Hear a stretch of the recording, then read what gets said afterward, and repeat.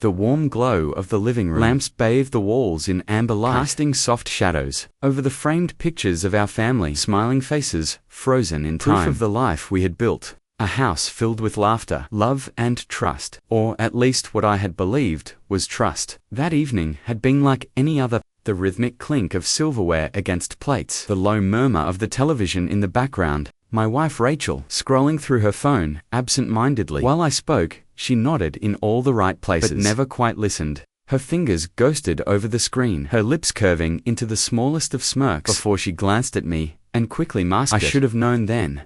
The signs had been there for months. The distant stares, sudden fixation on her appearance, the late-night work meetings that stretched longer and longer. But I had told myself it was stress, that we were simply going through a rough patch. Our son Daniel was about to graduate, and emotions were running high. Then came the messages. It was a small thing, really. A flicker of movement, the glow of her phone screen at just the wrong moment. I happened to glance over as she hastily tilted it away. My heart stilled. But not before I saw it. Adam. A name I had never heard her mention. A name that didn't belong. And beneath it, a message that shattered everything. Can't wait to see you again. Last night was incredible.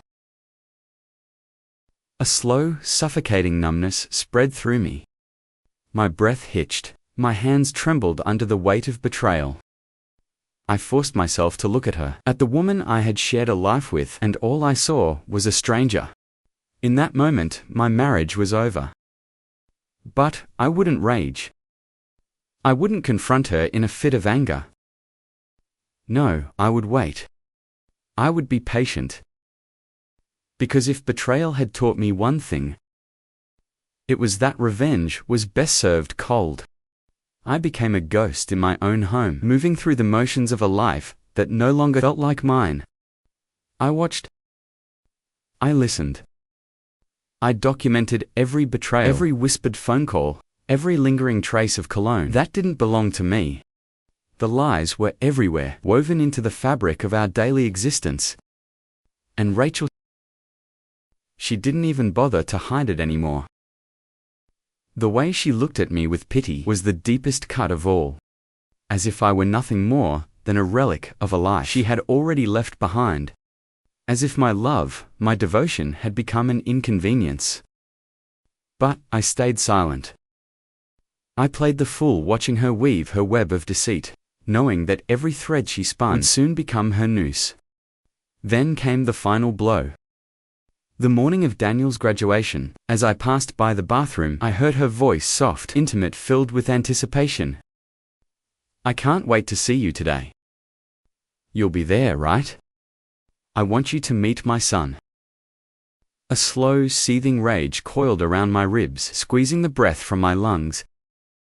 She wanted her lover there at our son's graduation. She wanted to parade him around, to flaunt him in front of me as if I were nothing, as if I didn't exist. They thought they had one. That I would sit quietly, endure the humiliation, and fade into the background like some forgotten relic. They were wrong. I wasn't going to confront them. I was going to destroy them.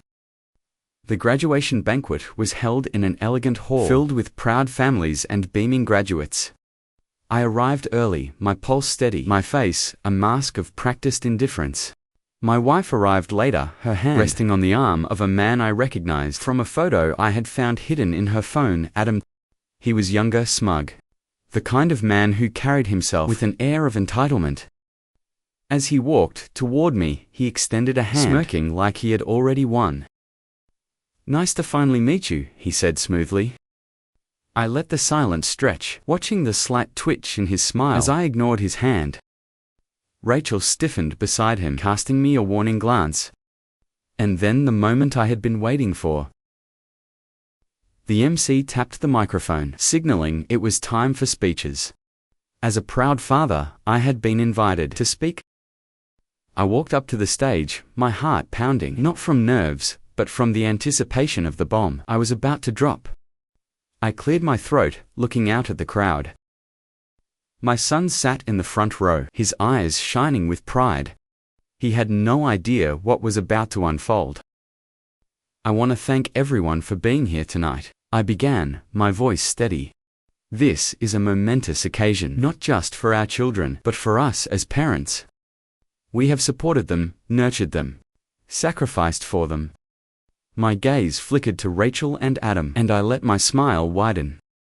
"And in the spirit of honesty, I think today is the perfect day to celebrate not just academic achievements, but also personal revelations."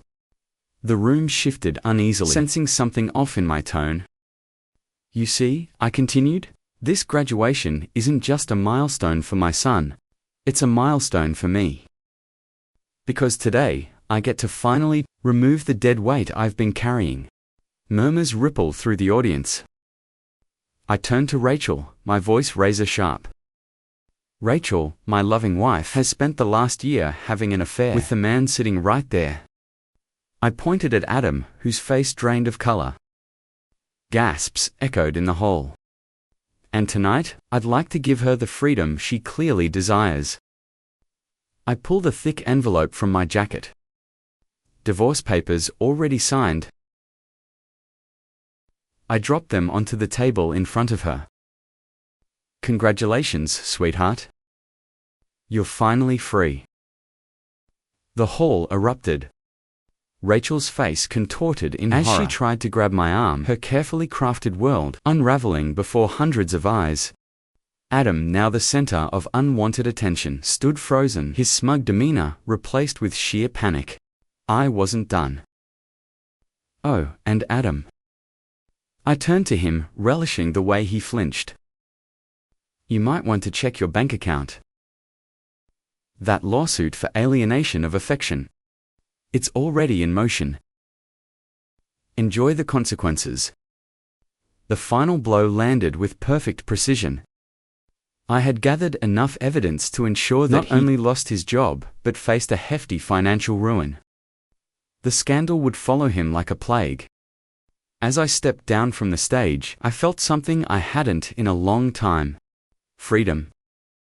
I walked out of that hall with my son by my side, the past burning behind me. Rachel's pleas fell on deaf ears. Adam disappeared into obscurity, his reputation shredded. And me. I wasn't broken. I was reborn. Some betrayals don't break us, they build us into something stronger. If you think justice was served, like this story, and subscribe for more tales of revenge and redemption.